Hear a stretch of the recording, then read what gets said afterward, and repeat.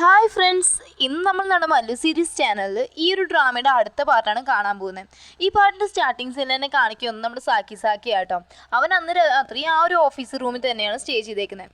അന്ന് അവിടെ ആദ്യം കയറി വന്നിട്ട് ഇവൻ്റെ ആ ഒരു പാർട്ട്ണർ ആട്ടോ. പാർട്ട്ണർ വന്നോണ്ട് ചോദിക്കണം, എന്ത് പറ്റി ഇന്ന് ഇവിടെ സ്റ്റേ ചെയ്തേ, ഇന്നലെ നിങ്ങൾ രണ്ടുപേരും തമ്മിൽ എന്തെങ്കിലും സംഭവിച്ചോ എന്ന് ചോദിക്കുന്ന സമയത്തും ഇവൻ അറിയാതെ സോഫയിൽ നിന്ന് കെട്ടിമറിഞ്ഞ് വീഴുക കേട്ടോ. അപ്പോഴേ പാർട്ട്ണർക്ക് മനസ്സിലായി എന്തോ ഒന്ന് ഇവരിടയിൽ സംഭവിച്ചിട്ടുണ്ടെന്ന്. അപ്പോൾ ചോദിക്കുന്ന സമയത്ത് സാക്കി പറയണേ അങ്ങനെയൊന്നുമില്ല എന്ന് പറഞ്ഞുകൊണ്ടിരിക്കുന്ന സമയത്ത് ഈ സെയിം ടൈമിൽ തന്നെ നമ്മുടെ നൊറാക്കുറ ഓരോ ഓഫീസിലേക്ക് വരുന്നുണ്ട്. പക്ഷെ പാർട്ട്ണറും അതുപോലെ സാക്കിയെന്നും ഇവളെ പറ്റിയല്ലേ സംസാരിക്കുന്നത്. അപ്പോൾ ഇത് കേൾക്കുമ്പോൾ ഇവരെന്താ പറയുന്നത് അറിയാൻ വേണ്ടിയിട്ട് ആ വാതിൽ തുറക്കാതെ അവിടെ നിന്ന് കേട്ടുകൊണ്ടിരിക്കും കേട്ടോ. അപ്പോൾ സാക്കി എന്നെ പറയുവാണ്, എനിക്കൊരിക്കലും വേറൊരു പെണ്ണ് എൻ്റെ ജീവിതത്തിൽ വരുന്നതിനെ പറ്റി എനിക്ക് സങ്കല്പിക്കാൻ പറ്റത്തില്ല. മാത്രമല്ല എനിക്ക് അങ്ങനെ സന്തോഷമായിരിക്കാനായിട്ട് എനിക്ക് എന്തൊരു യോഗ്യതയുള്ളൂ. ഞാൻ ചെയ്ത തെറ്റുകളൊക്കെ വെച്ച് നോക്കി കഴിഞ്ഞാൽ ഞാൻ ഒരിക്കലും അങ്ങനെ സന്തോഷമായിരിക്കും യോഗ്യനല്ല എന്നൊക്കെ പറയുന്നത് കേൾക്കുന്ന സമയത്ത് ഈ ഒരു നൊറാക്കുറയ്ക്ക് തോന്നുവാണ് ഇനി അവന് കൂടുതൽ വെച്ച് ഇവന് ആ ഒരു കാര്യം പറഞ്ഞ് സാഡ് അടിക്കത്തുള്ളൂ എന്ന് വെച്ചിട്ട് അവൾ വേഗം അതിനകത്തോട്ട് ഒന്നും കേൾക്കാതെ രീതിക്ക് കയറി വരും. പക്ഷെ പാർട്ട്ണർക്ക് ഏകദേശം മനസ്സിലായി ഇവളെല്ലാം കേട്ടിട്ട് തന്നെയാണ് കയറി വന്നേക്കുന്നത് കേട്ടോ.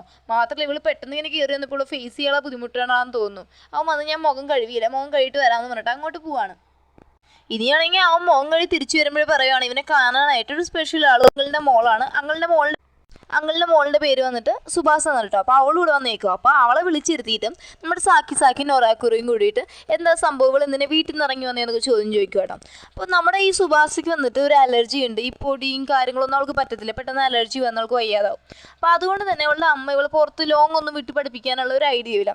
ഇവൾക്കാണെങ്കിൽ ഫാഷൻ ഡിസൈനിങ് പഠിക്കുന്നത് ഭയങ്കര ആഗ്രഹം. അപ്പോൾ അതിൻ്റെ കാര്യം പറഞ്ഞിട്ടാണ് വന്നേക്കുന്നത്. അപ്പോൾ ആദ്യം തന്നെ സാക്കി അതിനെതിരൊക്കെ പറയുന്നത്, നീ ആ പപ്പയും അമ്മയും പറഞ്ഞത് കേൾക്കാതെ വന്നതൊന്നും ശരിയായില്ല എന്നൊക്കെ പറയുമ്പോഴും നമ്മൾ നൊറാക്കുറയാണ് ഒരു ഉപദേശം വെക്കുന്നത്, നമ്മൾ എന്ത് കാര്യമാണെങ്കിലും നമ്മൾ ട്രൈ ചെയ്യാതെ അത് വിട്ടു കൊടുക്കുന്നത് ശരിയല്ല എന്ന് പറയും കേട്ടോ.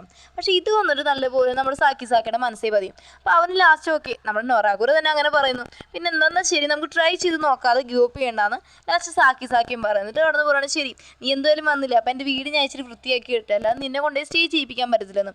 അപ്പോഴാണ് ശരിക്കും പറഞ്ഞാൽ സുഭാസ പെണ്ണിനെയും ഇച്ചിരി ആശ്വാസമാവുന്നത്. ഓക്കെ ആഫ്റ്റർ ഓൾ ഈ ഒരു ചേട്ടൻ സമ്മതിച്ചല്ലോ, നമ്മളെ കൂടെ നിർത്താൻ സമ്മതിച്ചല്ലോ എന്നുള്ളൊരു ഇത് വരുന്നത്.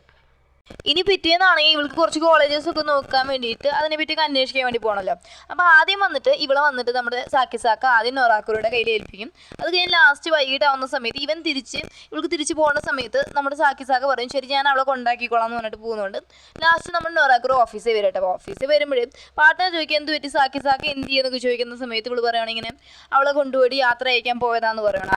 ഇനി അന്ന് രാത്രി അവനാണെങ്കിൽ ആ പെണ്ണിനെ കൊണ്ടാക്കി ഇച്ചിരി ലേറ്റ് ആയിട്ടൊക്കെ വരുന്നത് കേട്ടോ. അവിടെ ഉള്ളത് നമ്മൾ നൊറാക്കുറ മാത്രമേ ഉള്ളൂ. അപ്പോൾ അവളിങ്ങനെ വന്നിട്ട് ഇങ്ങനെ നിൽക്കുന്ന സമയത്തും ഇവൻ അവളുടെ അടുത്ത് നിന്ന് സംസാരിക്കുവാണ്. അപ്പോൾ ഇവള് പറയുകയാണ്, ശരി എന്നെ ഇഡിയറ്റിനല്ലേ എപ്പോഴും വിളിക്കാറ്, ഇനി ഇഡിയറ്റിന് തന്നെ വിളിക്കുന്നു പറയുന്ന സമയത്ത് ഇവൾക്കാണെങ്കിൽ മനസ്സിനകത്ത് ഭയങ്കര സങ്കടമൊക്കെ ഉണ്ട്. കാരണം വെച്ച് കഴിഞ്ഞാൽ ഇവനാണെങ്കിൽ ഇപ്പോൾ വല്ലാതെ അവൾ അവോയ്ഡ് ചെയ്യുന്ന പോലെ അവൾക്ക് തോന്നുന്നുണ്ട്. മാത്രമല്ല ഇവൾക്കാണെങ്കിൽ ഇവനെ ഭയങ്കര ജീവനാണ്. പക്ഷേ ഇവനെ എന്ന് വെച്ച് കഴിഞ്ഞാൽ മറ്റൊരു പെണ്ണിനെ മറക്കാൻ പറ്റാത്തൊരവസ്ഥയിൽ നിൽക്കുമല്ലേ. അങ്ങനെ ഈ സമയത്ത് ഇവനാണെങ്കിൽ ഇവളുടെ മുഖത്ത് ഇങ്ങനെ പിടിച്ചു നോക്കുമ്പോൾ മനസ്സിലാവുന്നത് ഇവൾക്കാണെങ്കിൽ പൊള്ളുന്ന പനി. മാത്രമല്ല അവളപ്പം അങ്ങ് മയങ്ങി വീഴും കേട്ടോ. ഇവനാണെങ്കിൽ എന്തോ ചെയ്യണമെന്ന് അറിയാൻ വയ്യ. അവനാണെങ്കിൽ അവൻ്റെ കട്ടിലേക്ക് കൊണ്ടുപോയിട്ട് അതിനകത്തൊരു ബെഡുണ്ട്, അവിടെ കിടത്തിയിട്ട് രാത്രി മൊത്തം അവളെ നോക്കുക. പക്ഷേ രാത്രിയിൽ ഉണർന്നിട്ടും ഇവള് ചോദിക്കുന്ന കാര്യം എന്ന് വെച്ച് കഴിഞ്ഞാൽ സാക്കി നിങ്ങൾ ഓക്കെ അല്ലേ എന്നാണ്. അവൾക്ക് അത്ര പനിച്ചിട്ടും അവൾ ആ ഉറക്കത്തെ വരെ ചോദിക്കുന്നത്. ഇത് അവൻ്റെ മനസ്സിൽ നല്ലപോലെ പതിയും. മാത്രമല്ല അവൻ അവിടെ തന്നെ ഇരുന്ന് ഉറങ്ങുക കേട്ടോ. പിറ്റേന്ന് രാവിലെ ഇവൾ എണീക്കുമ്പോൾ ഇവളുടെ പനിയെല്ലാം ഏകദേശം മാറി ഇവളിപ്പോൾ ഒരു നോർമൽ സ്റ്റേറ്റിക്ക് ആയിട്ടുണ്ട്. എൻ്റെ രൂപം പറയണം, നീ ഇപ്പോൾ ഓക്കെ ആയിട്ടുണ്ടെങ്കിൽ നമുക്ക് പുറത്ത് പോയിട്ട് എനിക്ക് ഇതിൻ്റെ അടുത്ത് കുറച്ച് പേഴ്സണലായിട്ട് സംസാരിക്കുകയാണെന്ന് പറയട്ടോ. എന്നിട്ടാണെങ്കിൽ ഇവൻ വന്ന് കുറേ പൂക്കളൊക്കെ ഉള്ളൊരു സ്ഥലം പോലുള്ള ഒരു സ്ഥലത്താണ് ഇവളെ കൊണ്ടുപോയിട്ട് ഇരുത്തുന്നത്. ഇത് പറയുകയാണെങ്കിൽ ഈ ഒരു സ്ഥലത്ത് വരുമ്പോൾ എനിക്ക് എപ്പോഴും വന്നിട്ട് ചിഹാരുവിനെ അന്ന് ഫോട്ടോ എടുത്തില്ലേ, ആ ഒരു സ്ഥലത്തെയാണ് നല്ലപോലെ ഓർമ്മ വരുന്നതെന്നൊക്കെ പറയാം. എന്നിട്ട് പറയണം, ഞാൻ നിന്നെ കണ്ടപ്പോട്ട് നിൻ്റെ അടുത്ത് എന്താ കൈൻഡായിട്ട് പെരുമാറുന്നത് നീ ചിന്തിച്ചു. കാരണം എന്ന് വെച്ച് കഴിഞ്ഞാൽ നീ ഭയങ്കര ഒരു പോസിറ്റീവ്, എന്തൊരു നെഗറ്റീവ് ഉണ്ടെങ്കിലും അതിനകത്തൊരു പോസിറ്റിവിറ്റി കാണാൻ നിനക്ക് പറ്റിയിട്ടുണ്ട്. മാത്രമല്ല എന്തൊരു കാര്യമാണെങ്കിലും ഭയങ്കര ഒരു ഹോണസ്റ്റ് ആണ്. അതുപോലെ തന്നെ നീ ഒരു കാര്യം ഗീവ് അപ്പ് ചെയ്യത്തില്ല, പിന്നെയും ട്രൈ ചെയ്യും. നിനക്ക് എത്ര പ്രഷർ വന്നാലും നീ സർവൈവ് ചെയ്യാൻ വേണ്ടി നീ നോക്കിക്കൊണ്ടിരിക്കും. അതൊക്കെ എനിക്ക് നിൻ്റെ നല്ലപോലെ ഇഷ്ടപ്പെട്ടു. അതുകൊണ്ടാണ് ഞാൻ നിൻ്റെ അടുത്ത് അത്രയും കൈൻഡായിട്ട് പെരുമാറിയെന്നും പറഞ്ഞിട്ട് ഇവളെ കിസ് ചെയ്തിട്ട് പറയുകയാണ് എനിക്ക് നിന്നെ ഭയങ്കര ഇഷ്ടമാണ് കേട്ടോ. അത് കഴിഞ്ഞിട്ടാണെങ്കിൽ ഇവൻ പറയുകയാണ്, ഞാൻ വന്നിട്ട് ചെയ്തൊരു തെറ്റെന്ന് വെച്ച് കഴിഞ്ഞാൽ ഇപ്പം ചിഹാരി മരിച്ചതിന് ശേഷം എൻ്റെ ചേട്ടനുമായിട്ട് എനിക്ക് നല്ല രീതിക്കുള്ള ഒരു റിലേഷനൊന്നുമല്ല. അവിടെ ഞാൻ പോയിട്ട് ആ പ്രശ്നങ്ങളെല്ലാം തീർത്തിട്ട് വരാം, നീ എനിക്ക് വേണ്ടി വെയിറ്റ് ചെയ്യുമെന്ന് ചോദിക്കുന്ന സമയത്ത് ഇവൾ പറയുകയാണ് ഞാൻ വെയിറ്റ് ചെയ്യാൻ കേട്ടോ. എന്നിട്ട് ഇവനാണെങ്കിൽ നേരെ പോകുന്നത് വന്നിട്ട് ഇവൻ്റെ ആ ഒരു വില്ലേജിലുള്ള ഇവൻ്റെ സ്ഥലം വീട്ടുകാരൊക്കെ താമസിക്കുന്ന സ്ഥലം. അങ്ങോട്ട് പോയിട്ട് ഇവൻ്റെ ചേട്ടനെ വെയിറ്റ് ചെയ്തിട്ട് സംസാരിക്കാനായിട്ട് ഇരിക്കുക. അപ്പോൾ സംസാരിക്കാൻ ഇരുന്നിട്ട് ഇവൻ്റെ കാര്യം പറയുന്നതിന് മുമ്പേ ചേട്ടൻ ഒരു കാര്യം ഇങ്ങോട്ട് പറയുകയാണ്. ചേട്ടൻ വന്ന് വേറെ കല്യാണം കഴിക്കാൻ പോവാന്ന് കേട്ടോ. അപ്പോൾ ഇവനാകെ മൊത്തത്തിൽ ഷോക്കാവുക. ഒരിക്കലും വിചാരിച്ചില്ല ചേട്ടൻ വന്ന് ചിഹാരുവിനെ മറന്നിട്ട് വേറൊരു പെണ്ണിനെ കല്യാണം കഴിക്കുന്നു. പക്ഷേ ചേട്ടൻ ഇപ്പം അങ്ങനെ ഒരു ഡിസിഷനിൽ എത്തിയേക്കുമല്ലേ. മാത്രമല്ല ചേട്ടൻ വേറൊരു കാര്യം കൂടി പറയണം. അന്ന് എന്തുകൊണ്ടാണ് അവൾ നിൻ്റെ കൂടെ ഉണ്ടായിരുന്നത് ആ ഒരു ആക്സിഡൻ്റ് ആയപ്പോൾ? നിങ്ങളൊരു സിറ്റിയിലാണത് ഓക്കെ, പക്ഷെ നിങ്ങൾ എന്തുകൊണ്ടാണ് ഒരുമിച്ച് വന്നത് എന്നുള്ള ഒരു എക്സ്പ്ലനേഷൻ നിങ്ങൾ തരുമോ? അപ്പോൾ എന്തോ ഒരു തെറ്റ് നിങ്ങളുടെ ഇടയിലുണ്ട്. ശരിക്കും പറഞ്ഞാൽ ഞാനല്ല, അവളെ വന്ന് നീ ആയിരുന്നു മാരേജ് ചെയ്യേണ്ടതെന്ന് പറയും കേട്ടോ. അപ്പോൾ ഇവനെ ആകെ മൊത്തത്തിൽ ആകെ പ്രശ്നമായി. കാരണം വെച്ചാൽ ചിഹാറിനെ പറ്റിയും ഇപ്പോൾ ഇവൻ്റെ ചേട്ടൻ വന്ന് വളരെ തെറ്റായ രീതിക്കുള്ളൊരു മൈൻഡോട് കൂടിയാണ് ഇരിക്കുന്നത്. അപ്പോൾ ഇവൻ പറയുകയാണ് ഇല്ല ചേട്ടൻ വേണമെങ്കിൽ എന്നെ വിശ്വസിക്കാതിരിക്കും, പക്ഷെ അവളെ വിശ്വസിക്കാതിരിക്കുന്നത് ശരിയല്ലെന്ന് പറയുന്ന സമയത്ത് ചേട്ടൻ പറയണം നീ ഒന്നും എക്സ്പ്ലെയിൻ ചെയ്യണ്ട, എല്ലാ കാര്യം എനിക്ക് മനസ്സിലാവും, ഞാൻ അത്ര പൊട്ടനൊന്നുമല്ലെന്ന് പറയണം. ഇനി എന്ത് ഞാൻ അവൾക്ക് വേണ്ടി ജീവിക്കാൻ പോകുന്നില്ല, ഞാൻ വന്നിട്ട് വേറെ മാരേജ് ചെയ്ത് എൻ്റെ ലൈഫ് ഞാൻ നോക്കാൻ പോവാണ്, ഞാൻ ചിഹാറിൻ്റെ അടുത്ത് നിന്ന് എപ്പോഴും മൂവ് ഓണായെന്ന് പറയട്ടോ. ഇവരാണെങ്കിൽ ആകെ മൊത്തത്തിൽ മനസ്സടഞ്ഞു പോവാണ്. ഇപ്പോൾ ചിഹാറിന് വേണ്ടി ഈ ലോകത്ത് ആരും ഇല്ലല്ലോ. ഇവൻ പെട്ടെന്ന് തന്നെ ചിഹാറിൻ്റെ ആ ഫോട്ടോ എടുത്തൊരു പൂന്തോട്ടം പോലെ സ്ഥലം ഉണ്ടല്ലോ, അവിടെ ചെന്ന് ഇതെല്ലാം ആലോചിച്ചിട്ട് കിടന്ന് കരയാൻ തുടങ്ങണം. പക്ഷേ ഇവനും എൻ്റെ മനസ്സിനെ പറഞ്ഞ് പഠിപ്പിക്കാൻ നോക്കുന്നുണ്ട്. എനിക്ക് വേണ്ടി നൊറാക്കുര അവിടെ വെയിറ്റ് ചെയ്യുന്നുണ്ട്, അവൾക്ക് വേണ്ടിയെങ്കിലും ഞാൻ ഇവിടുന്ന് തിരിച്ചു പോകണം എന്ന് പറയാം. ആ ദേഷ്യത്തെ അവിടെ നിന്ന് കരഞ്ഞ് കൈയൊക്കെ തറയിടിക്കുക കേട്ടോ. ആ ഒരു ദേഷ്യമൊക്കെ അതേ തീർക്കുവാണ്. അവസാനം അവനൊരു ഡിസിഷൻ എടുക്കുവാണ്. എന്നിട്ട് അവൻ റിട്ടേൺ പോയി കഴിഞ്ഞിട്ട് ചിഹാരു അന്ന് മോർണിംഗ് വരുന്ന സമയത്ത് ഇവള് പറയുകയാണ് എനിക്ക് നിൻ്റെ അടുത്ത് പേഴ്സണലായിട്ട് കുറച്ച് കാര്യം സംസാരിക്കുന്നത് വളരെ അർജൻറ്റാണ്, ഓഫീസ് കഴിഞ്ഞോണ്ട് നീ എന്നെ ഒന്ന് മീറ്റ് ചെയ്യണം, നമുക്ക് സംസാരിക്കാമെന്ന് പറയുവാണ്.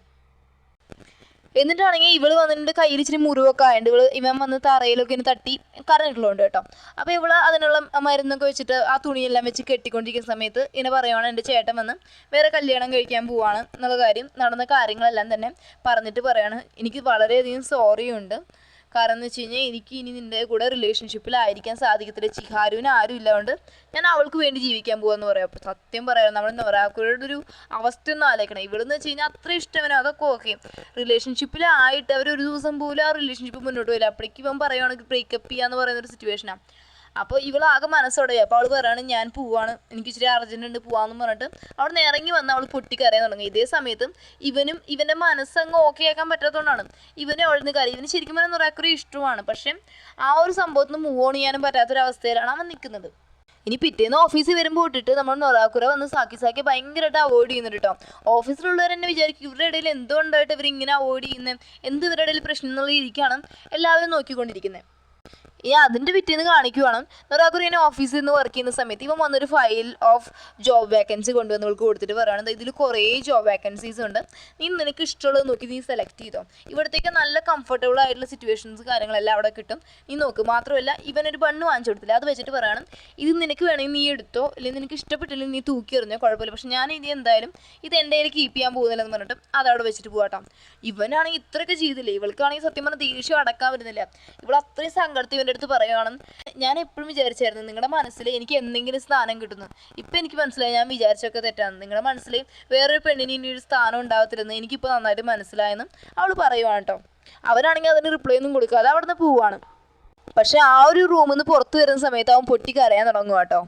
എന്നിട്ടാണ് ഈ പാർട്ട്ണർ വരുന്ന സമയത്ത് നൊറാക്കുരയുടെ അടുത്ത് ചോദിക്കണം എന്ത് നിങ്ങൾ തമ്മിൽ പ്രശ്നം എന്നൊക്കെ ചോദിക്കുന്ന സമയത്ത് ഇവിടെ നടന്ന കാര്യമൊക്കെ പറയാം കേട്ടോ. അപ്പോൾ പാർട്ട്ണർ ഒരു കാര്യം പറയുകയാണ് സത്യം പറഞ്ഞാണ്ടല്ലോ ചിഹാരുവിൻ്റെ ആ ഒരു ഇൻസിഡൻറ്റിന് ശേഷം അവൻ ഒരിക്കൽ പോലും ചിരിച്ച് ഞാൻ കണ്ടിട്ടില്ല, പക്ഷെ നിന്നെ കണ്ടുമുട്ടി പോയിട്ടാണ് അവൻ ചിരിക്കാൻ തുടങ്ങിയത്, നിന്നെ പ്രൊട്ടക്റ്റ് ചെയ്യാൻ വേണ്ടിയാണ് അവൻ അത്രയും നടന്നത്, പക്ഷെ അവന് നിന്നോട് സ്നേഹമില്ലെന്ന് മാത്രം എനിക്ക് തോന്നുന്നില്ല എന്ന് പറഞ്ഞ സമയത്ത് സങ്കടം സഹിക്കാൻ വയ്യാത്തവൾ കരഞ്ഞുകൊണ്ട് പറയുക കേട്ടോ. ശരിയാണ്, എല്ലാ കാര്യത്തിലും സ്വന്തം ജീവിതം വരെ നശിപ്പിക്കണമെന്ന് വിചാരിച്ചിരുന്ന ഒരാളായിരുന്നു ഈ പറയുന്ന സാക്കിസാക്ക. പക്ഷെ ഇവളെ പ്രൊട്ടക്റ്റ് ചെയ്യാനും ഇവൾക്ക് വേണ്ടി ചിരിക്കാനും ഇവളെ കളിയാക്കാനുമായിട്ട് അവൻ അവൻ്റെ മനസ്സിനെ കുറച്ചെങ്കിലും നല്ലതാക്കാൻ ശ്രമിച്ചില്ലേ, അങ്ങനെ ഒരാൾ എന്നെ സ്നേഹിക്കുന്നത് ഞാൻ വിശ്വസിക്കുന്നു എന്ന് പറഞ്ഞുകൊണ്ട് ഇവൾ കരയുക കേട്ടോ. അത് കഴിഞ്ഞിട്ട് ഇവൾ വന്ന് നമ്മുടെ സാക്കിസാക്കയെ കണ്ടിട്ട് പറയുകയാണ് നമുക്ക് കുറച്ച് കാര്യങ്ങൾ സംസാരിക്കണം എന്ന് കേട്ടോ. ഈ ഒരു സീനോട് കൂടിയാണ് നമ്മുടെ ഇന്നത്തെ എപ്പിസോഡ് ഇവിടെ അവസാനിക്കുന്നത്. ഓക്കെ ഫ്രണ്ട്സ്, നിങ്ങൾക്ക് ഈ വീഡിയോ ഇഷ്ടപ്പെട്ടാൽ ലൈക്ക് ചെയ്യാനും ഷെയർ ചെയ്യാനും സബ്സ്ക്രൈബ് ചെയ്യാനും മറക്കല്. മാത്രമല്ല നെക്സ്റ്റ് ഒരു വീഡിയോ ആയിട്ട് വരുന്നതായിരിക്കും. Bye bye.